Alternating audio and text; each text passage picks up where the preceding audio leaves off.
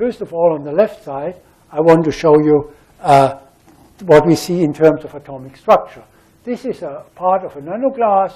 It's a gold nanoglass. And you see here these brighter regions. These are the glassy droplets which were solidified. This is a nanoglass that was produced in Sendai. And this is a nanoglass atomic force microscope picture. And you can see the glassy clusters. And in between, you can see these dark regions. It looks like a little bit like a polycrystal. And these dark regions, these are the regions where the glassy droplets are fit together. More details are shown here. This is a two-dimensional glassy area, two-dimensional. And here is a region where they are joined up. And here you see these interfaces. And in these interfaces, we know from small and wide angle diffraction that the density is reduced by about 10 to 15%, and the number of nearest neighbors is reduced by roughly about 20%. This is very dramatic because when you go from a crystal to a glass, you change the density by 1 to 2%, and now here, on top of that, you reduce it by 10 to 15%. So we are almost 1/3 up to the critical point as density goes. Very dramatic thing. But not only does the atomic structure change, also the electronic structure changes, and it changes in a very peculiar way, which we didn't expect. Here you see the Mössbauer spectrum of a glass. It's an iron 90 scandium-10 glassy block. And here is a Mössbauer spectrum of these glassy regions, or a big glassy block. And here is a Mössbauer spectrum of the interfaces. And you see that one spectrum is a single line, and the other one is 6 lines. 6 lines means the interfaces are a ferromagnet, and the glass itself is a paramagnetic. So you take a glass, which is a paramagnetic material, and you form a nanoglass, and all of a sudden you get a strong ferromagnet because you have changed the structure, atomic structure, so much and pulled the iron atoms apart that they go ferromagnetic. And what was even more surprising for us, that all the interfaces have the same spectrum. When you look at grain boundaries, every boundary has a different Mössbauer spectrum. And here the answer is we get one particular Mössbauer spectrum, so all the boundaries have the same structure. Same answer we get here. This is the quadrupole splitting, again, of a glass block and of a nanoglass region. And here you see the spectrum, a relatively sharp line of a glass block. And again, here is the quadrupole splitting of the Mössbauer spectrum of a palladium silicon glass. And again, we get the same answer, one spectrum only, and it is shifted to the right, which means you have diluted the s-electron density in these interfaces. So we get new atomic arrangement and new electronic structure, of course, leading to new properties. I will show you one more example. This is a magnetization. Here is a magnetization as a function of temperature for a glassy ribbon, and here is a magnetization of the nanoglass, shifted up by 10 times. And more detailed studies show that this dramatic increase in magnetization is due to magnetic clusters, ferromagnetic clusters in the interfaces, and it's only one size of magnetic clusters, 11 μb. All the clusters have the same size. So all of these things and other studies, for example, we see an enhanced modulus. Although the density has been reduced by 10 to 15%, the modulus can go up by 50%. Again, indicating the electronic structure of the interfaces is different from the electronic structure of the glass where we have started from. And this all leads to a structural model of a nanoglass, which is schematically indicated here. In the nanoglass, we seem to have two regions. We seem to have the regions where we have the glassy structure, which is not surprising, because we had these small glassy clusters, which we have consolidated.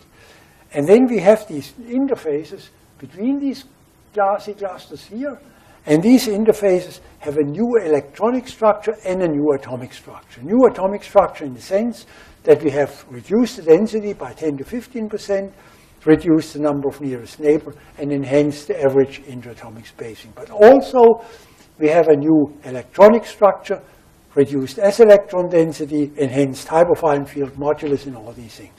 And what is most important, that all these interfaces have the same atomic and electronic structure. So what happens is that these interfaces fall into a new minimum.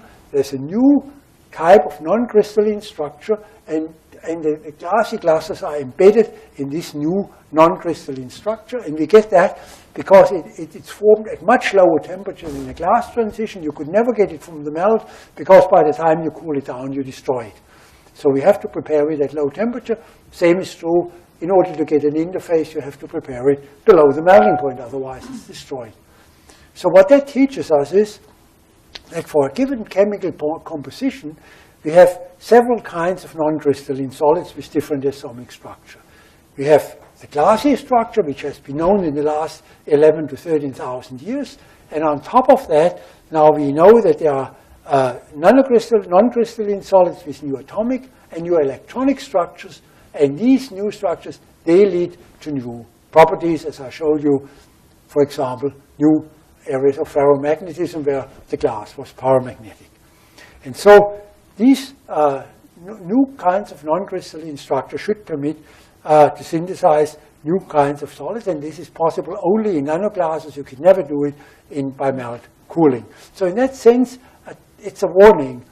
What is in the textbook is correct, but it might be only half of the truth. And if you look a little bit beyond the textbook, all of a sudden you think that nature is much better and much broader than the textbook suggests. If this is true, then we should see new properties. And we have tested some of the properties, and I'll show you a few examples here only. The general result is, at whatever property we looked so far, it's surprising and it's new, and some of them are very attractive. On the left side, you see the ferromagnetism in a nanoglass and in a comparison, a normal melt-spun ribbon. The green light is magnetization as a function of the magnetic field, and the normal melt-spun ribbon, it's an iron scandium glass. It's just a straight line. It says it's a power magnet, and the same material, chemically identical material, in the form of the nanoglass. You see the S shape indicated it's a ferromagnet. A strong ferromagnet. The internal field is comparable to iron, although the starting material was non-magnetic. A similar thing here, the different plasticity of a melt-spun ribbon and of a nanoglass. Same chemical composition again. Here you see the melt-spun ribbon. What happened, you take the ribbon, you pull it, deforms elastically, and then it fractures. As you all know, most glasses are brittle. And here you see what happens to the nanoglass. You pull it, and it deforms. Here you see the deformed nanoglass. It deforms almost like a ductile material, a piece of copper or a piece of gold. So it becomes a very ductile material, flows, and then comes back, and you can get ductile deformation of 10–15% easily. But also other properties come. This is a very interesting one. This is a biocompatibility. We have used a titanium nanoglass and a titanium glass, and we have put at the surface osteoblast cells. These green things are the cells, and here is a rate of cell growth, proliferation, and here is a time, and you see the cells hardly grow on the surface of the melt-spun ribbon. And here you see the cell multiply like mad. They grow a factor 10 to 100 times faster on the surface of this nanoglass. Chemically the same thing, just by changing the structure. And that, of course, opens the perspective. If you would coat an implant with such a material, we'd grow in a factor 100 times faster. And this was the first experiment. I'm sure one can optimize these things, and one could even increase things even more. So that might mean you could put a tooth into it, and after a few minutes or a few hours, the tooth will be grown in. Or here, catalytic properties, the oxidation of a silane compound. Here is a yield as a function of time. If you use a ribbon as a catalyst, or you use a nanoglass as a catalyst, the ribbon has less than 1%, the nanoglass has 94% yield. So it's a very effective catalyst. And as I told you, these are just few examples where we have looked at. We have many more, and always we get surprising effects. Most of the effects we do not yet fully understand. Now, so far I've limited myself on talking about nanoglasses, single-phase nanoglasses. Now, what I said at the beginning, you can do the same thing, make a nanoglass now of different components, electronically different component, an ionic component, and a metallic component, by just making small glassy clusters of different kinds, say silicon dioxide and a gold metallic glass, and bring them together, and then you end up with a multi-phase nanoglass. Now these multi-phase nanoglasses are of interest because they open up a new window in forming alloys. As you all know, the solubility in a liquid, in a glass, is nothing else but frozen liquid, is much larger than in a crystalline solid. You can dissolve your sugar in coffee, but you cannot dissolve your sugar in ice. And so what that means is that by means of these nanoglasses, we should be able to alloy elements or components that are immiscible in the crystalline states. For example, ionic, you should be able to form an alloy between an ionic component. We tried silicon dioxide together with a gold glass, and then we get a silicon dioxide alloy, gold alloy. Something of that sort does not exist, so one can tune the electronic structure from an ionic material all the way through to a crystal.